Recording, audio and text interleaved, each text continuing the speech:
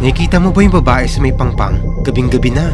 Nakaupo pa siya at nagtatampisaw sa dagat. Ha? Saan? Wala naman ah.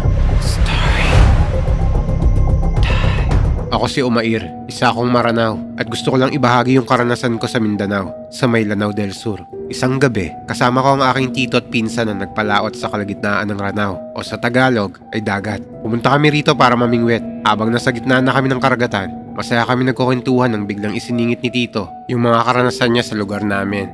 Interesado ako sa mga kwento niya kasi lumaki talaga ako sa Luzon, doon sa may Pangasinan. Bale, nagbabakasyon lang ako rito. Nung nagkukwento na nga si tito, bigla akong sinabihan nun ng, Umair, mag-ingat ka palagi sa lugar na to kasi maraming kababalagan dito na hindi mo pa nararanasan na posibleng hindi mo pa rin nakikita sa tanan ng buhay mo. Tulad ng ano tito? Basta, para hindi mo na isip-isipin. Teka, bumalik ka nga muna sa bahay, kuha ka ng yosi at kumuha ka na rin ng jacket natin. Sige tito. Hindi ko alam bakit sobrang lamig ngayong gabi. Matapos sabihin sa akin ni tito yon, hindi ko na lang masyadong inisip kasi baka binibiro lang ako noon. Nagsimula na nga akong kumilos. Dalawa nga pala yung bangka na dala namin. Nagpasama ako sa pinsan ko pabalik sa bahay kasi natakot din ako kahit papano sa paalala ni tito, lalo na't ang dilim na sa gitna ng dagat. Habang papalapit na kami sa may pangpang, may nakita akong babae na nakaupo sa may paghihintuan namin ng bangka. Nang makita ko yon, tinanong ko kagad yung pinsan ko.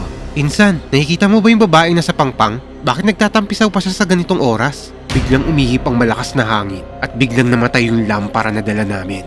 Uy, yung ilaw, wala akong makita. Teka, sinindihan ko kagad yon. Pag sindi ko, ha? Saan? Wala namang tao sa pangpang ha. Baka namamalikmata ka lang. Baka aso lang yung nakita mo. May aso bang mahabang buhok dito?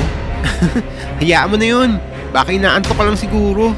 Binaliwala ko na lang yon at hindi na ako nakipagtalo sa pinsan ko. Kasi baka makagawa pa kami ng ingay dahil sa pagtatalo namin hanggang sa may bahay. Halos tapat lang kasi ng dagat yung bahay namin. Pagdating namin ng bahay, kinuha ko na kagad yung yosi at jacket. Tapos inutusan ko na rin yung pinsan ko na bumili ng tinapay sa labas para may ngangatain kami sa laot. Habang hinihintay ko siya, nagpakulo muna ako ng tubig kasi gusto ko magtimpla ng kape para mawala ang antok ko at yung lamig na nararamdaman ko. Habang nakasalang pa yung pinapakulo kong tubig, lumabas muna ako saglit para magyosi. Nung sinindihan ko na yung yosi ko mula sa apoy ng lighter, bigla akong may nakitang parang taong nakatayo sa may gilid ng batuhan sa may dagat. Para siyang lumulutang dahil yung mga paa niya hindi nakatapak yun sa buhanginan. May parang isang dangkal sa pagitan. Tapos nakatingala lang siya sa may kalangitan at wala siyang suot na kahit anong saplot. Kasabay nito ang isang musika na ngayon ko lang narinig sa buhay ko.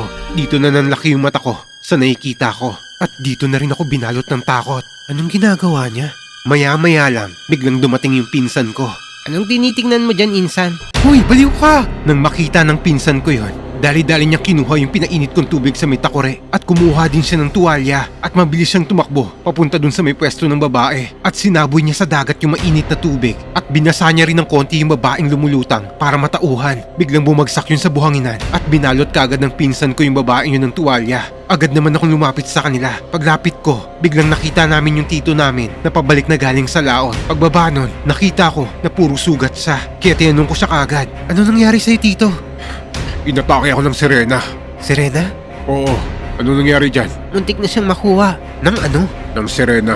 Marami ng mga insidente na bigla na lang nawawala yung mga tao rito. Minsan mga bangkerong lumalaot at hindi na nakakabalik. Masanay ka na. Ganito ang buhay dito. Dito ko napatunayan na totoo pala yung mga kwento sa amin ni Lolo tungkol sa mga nilalang sa ilalim ng dagat. Pinauwi na rin ako ni Lolo sa Pangasinan matapos namin ikwento sa kanila ang naranasan namin ng gabing yon. Dahil baka raw mapabilang ako sa mga hindi maipaliwanag na nawawalang tao sa lugar namin. Dahil baka raw hindi ko malabanan ng mga pang-aakit na mga tunong o mas kilala ng marami na sirena.